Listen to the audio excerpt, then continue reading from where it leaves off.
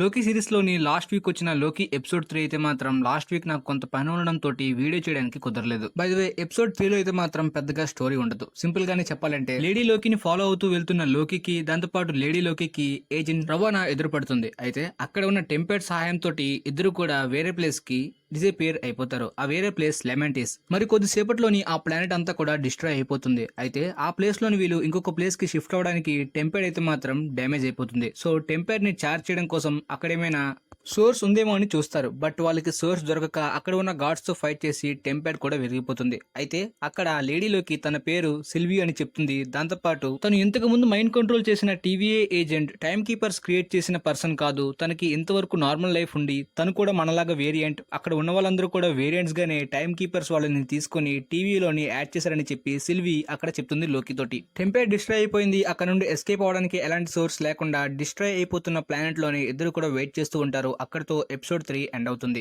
ఇక రిలీజ్ అయిన episode 4 beginning లో అయితే మాత్రం మనకి యాస్గార్డ్ ని చూపిస్తారు. అయితే ఈ యాస్గార్డ్ లోకికి సంబంధించింది కాదు, ఆల్టర్నేటివ్ లేడీ లోకికి సంబంధించింది. తను చిన్నప్పుడు యాస్గార్డ్ లో ఉంటున్నప్పుడు టీవీఏ ఏజెంట్స్ అక్కడికి వచ్చి తను వేరియంట్ అని చెప్పి తనని అరెస్ట్ చేసి అక్కడ నుండి తీసుకువెళ్ళిపోతారు.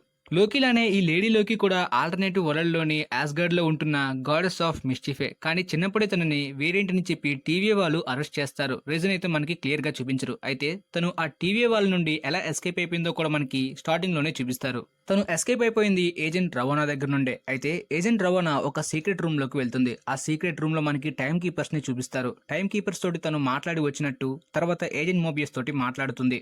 నెక్సస్ ఈవెంట్ ఏంటో కనిపెట్టి ఆ వేరియంట్స్ ఇద్దరిని కూడా అరెస్ట్ చేయాలి, అందువల్లనే టైం కీపర్స్ నన్ను బ్లేమ్ చేస్తున్నారు అని చెప్పి ఏజెంట్ రవాణా మోబియస్ తోటి చెప్తుంది.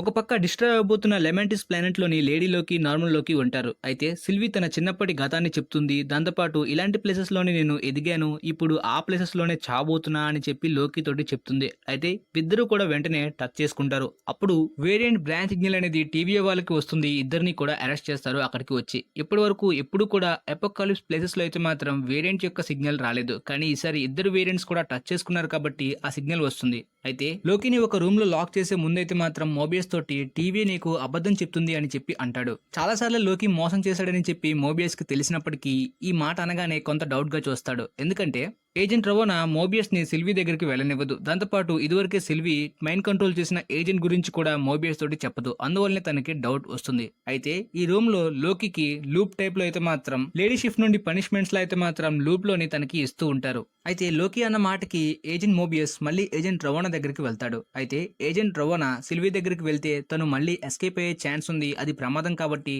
నిన్ను ఆమె దగ్గరికి వెళ్ళనివ్వను అని చెప్పి అంటుంది మోబియస్ తోటి.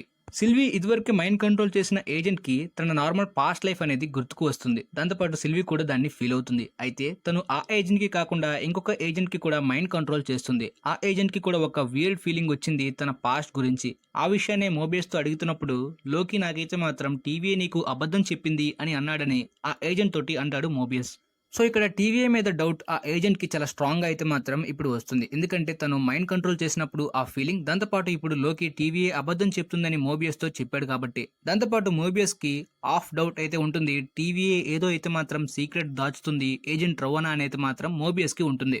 సో లోకి దగ్గరికి వచ్చి దాన్ని పూర్తిగా వివరించమని అడుగుతాడు. అయితే లోకి మొదట్లో అయితే మాత్రం క్లియర్ గా వివరించడు. ఎందుకంటే ఆల్రెడీ పూర్తిగా లోకి మోసగాడని చెప్పి ఏజెంట్ మోబియస్ కి తెలుసు. ఆల్రెడీ తనని కూడా చీట్ చేశాడు. సో ఇప్పుడు ఈ విషయాన్ని చెప్తే మాత్రం తను ఖచ్చితంగా నమ్మడని లోకికి తెలుసు. సిల్విని చంపేస్తామన్నట్టయితే ఏజెంట్ మోబియస్ చెప్పగా లోకి కొంత ఎమోషనల్ అవుతాడు. సో మొత్తం నిజాన్ని మోబియస్ కి చెప్పేస్తాడు. మీకు ఒక ఫ్యామిలీ ఉంది, మీకు కూడా నార్మల్ లైఫ్ ఉంది, మీరు కూడా మాలాగా వేరియంట్స్, టీవీ వాళ్ళు మిమ్మల్ని ఇక్కడికి కిడ్నాప్ చేసి ఈ ప్లేస్ లో యాడ్ చేశారని చెప్పి మోబియస్ తోటి లోకి చెప్తాడు.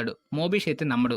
తన పేరు సిల్వి, తనకి మైండ్ కంట్రోల్ చేసే ఎబిలిటీ ఉంది కానీ లేని పాస్ట్ నైతే మాత్రం, లేని స్టోరీని అయితే మాత్రం క్రియేట్ చేసే పవర్ లేదు. సో మైండ్ లో ఉన్నది మాత్రమే తను కంట్రోల్ చేయగలుగుతుంది.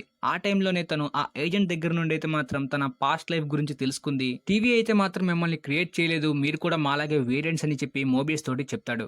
మోబియస్ లోకిని నమ్మనట్టే ఆ ప్లేస్ నుండి వెళ్ళిపోయి ఏజెంట్ రవోనా అని మీట్ అవుతాడు. అయితే మోబియస్ కి రవోనా మీదే ఎక్కువ డౌట్ ఉంటుంది. అందువల్లనే కేసు క్లోజ్ అయిపోయిన సందర్భంగా ఇద్దరు కూడా డ్రింక్ పార్టీ చేసుకుంటూ మాట్లాడుతున్న టైంలోని మోబియస్ అయితే మాత్రం రవోనా దగ్గర ఉన్న డివైస్ ని దొంగలించి రిప్లేస్ చేస్తాడు.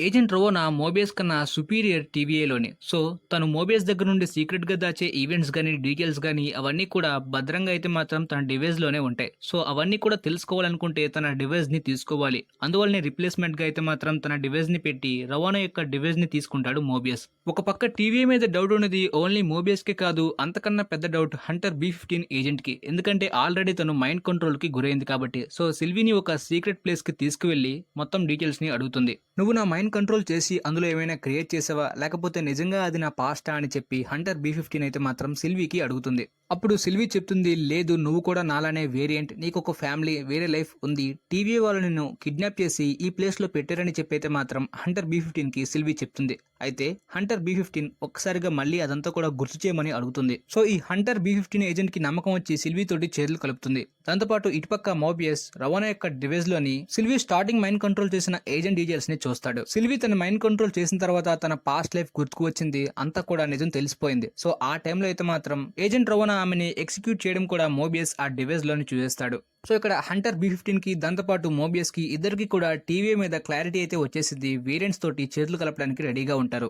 సో లోకి దగ్గరికి వచ్చి తన దగ్గర ఒక కొత్త ప్లాన్ ఉంది అని ఇద్దరు కూడా వెళ్తున్న టైంలోని అక్కడికి ఏజెంట్ రొవనా అండ్ మిగిలిన ఏజెంట్స్ వచ్చేస్తారు. వేరియంట్ తోటి తన చేతులు కలపడం, దాంతోపాటు డివైస్ ని దొంగలించడం వల్ల తనని అక్కడే చంపించేస్తుంది. నిజానికి ఏజెంట్ మోబియస్ యొక్క నార్మల్ లైఫ్ ఎలా ఉంటుందో క్లియర్ గా చూపించరు, అక్కడే ఆ క్యారెక్టర్ ని చంపించేస్తారు. అయితే ఏజెంట్ రోవనా సేమ్ టైంలోనే వేరియంట్ లోకిని చంపించేయదు, దాంతోపాటు లేడీ లోకిని కూడా, ఇద్దరిని కూడా టైమ్ కీపర్స్ రూమ్ కి తీసుకువెళ్తుంది. సో ఇక్కడ మొత్తానికి మోబియస్ చనిపోయిన హంటర్ B15 అయితే మాత్రం సిల్వీ ఇంకొక ప్లాన్ లో అయితే మాత్రం ఇక్కడ ఉంటుంది.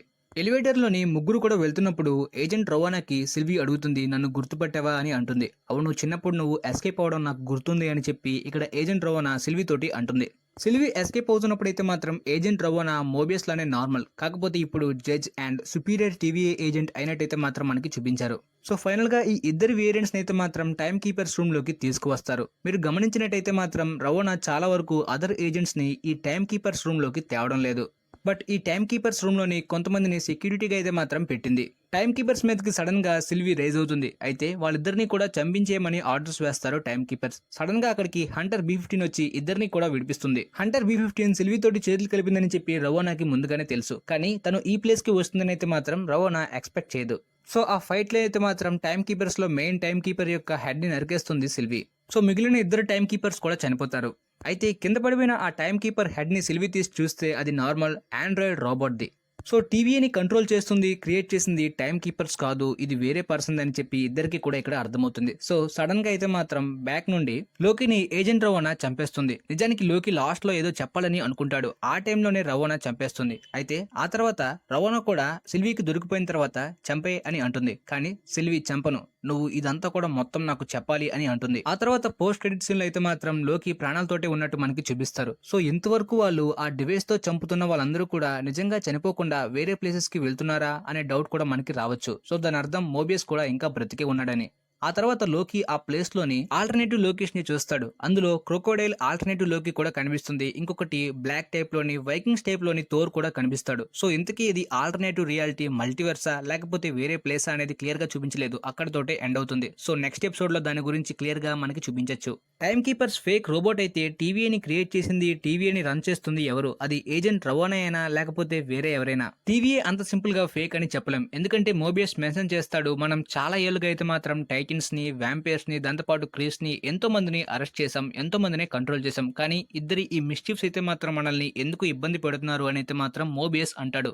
దాని అర్థం టీవీ చాలా ఏళ్ళ నుండి రన్ అవుతుంది, దాంతోపాటు అక్కడ టైం నార్మల్ గా కాదు డిఫరెంట్ గా రన్ అవుతుంది, దాంతోపాటు నార్మల్ యూనివర్స్ కి అక్కడ యూనివర్స్ కి ప్లేసెస్ అయితే మాత్రం వేరేగా ఉంటుంది. ఇదంతా నిజమే గానీ దీన్ని రన్ చేస్తుంది, క్రియేట్ చేసింది ఎవరు? మొత్తానికైతే మాత్రం టైమ్ కీపర్స్ ఫేక్ అని తెలిసింది. ఈ ఫేక్ టైమ్ కీపర్స్ కాకుండా ఒరిజినల్ టైమ్ కీపర్స్ వేరేగా ఉన్నారా, లేకపోతే కామిక్స్ లా కాకుండా ఇందులో అయితే మాత్రం ఫేక్ టైమ్ కీపర్స్ ని పెట్టి ఎవరో టీవీని కంట్రోల్ చేస్తున్నారా అనేది మనకు తెలియాలి. కామిక్స్ లో అయితే మాత్రం TV Thanos, Kang the conqueror లాంటి మెయిన్ విలన్స్ ని అరెస్ట్ చేసింది. ఈవెన్ మోబియస్ కూడా మెన్షన్ చేస్తాడు టైటన్స్ ని కూడా అరెస్ట్ చేశామని. టైటన్స్ అంటే థానోస్, ఎటర్నల్స్ ఇలా చాలా మంది ఉంటారు. సో అలాంటి టీవీని ఎవరు కంట్రోల్ చేస్తున్నారు అనేది మనకి నెక్స్ట్ ఎపిసోడ్ లో తెలుస్తుంది.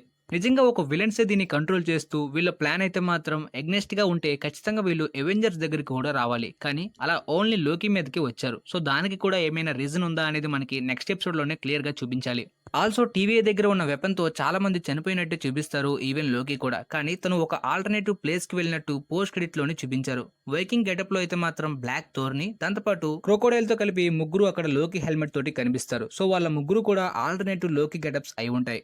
బ్యాక్గ్రౌండ్ లో బిల్డింగ్స్ అన్ని కూడా కూలిపోతూ కనిపిస్తున్నాయి. ఒక బిల్డింగ్ అయితే ఎవెంజర్స్ టవర్ కి సిమిలర్ గా ఉంది. సో ఇది ఆల్టర్నేటివ్ మల్టీవర్సా అనే డౌట్ కూడా ఉంటుంది. నెక్స్ట్ ఎపిసోడ్ లో దీని గురించి క్లారిటీ అయితే ఫుల్ గా రావచ్చు. బట్ మొత్తానికి రిలీజ్ అయిన ఎపిసోడ్ 4 నెక్సస్ ఈవెంట్ గురించి అయితే మాత్రం మీకు క్లియర్ గా అర్థమైందని అనుకుంటున్నాను. ఇంకేమైనా డౌట్స్ ఉన్నా కూడా కింద కమెంట్ బాక్స్ లో తెలియజేయండి. ఎపిసోడ్ 3 యొక్క ఎక్స్ప్లెయిన్ కూడా దీంతో కలిపి చెప్పేశాను కాబట్టి ఆల్మోస్ట్ క్లారిటీ వచ్చేసే ఉంటుంది. వీలైతే ఈ వీడియోని మీ ఫ్రెండ్స్ కి కూడా షేర్ చేయండి. And thanks for watching. Next episode వస్తే ఖచ్చితంగా మన ఛానల్లోని ఎక్స్ప్లెయిన్ చేసి అప్లోడ్ చేస్తాను.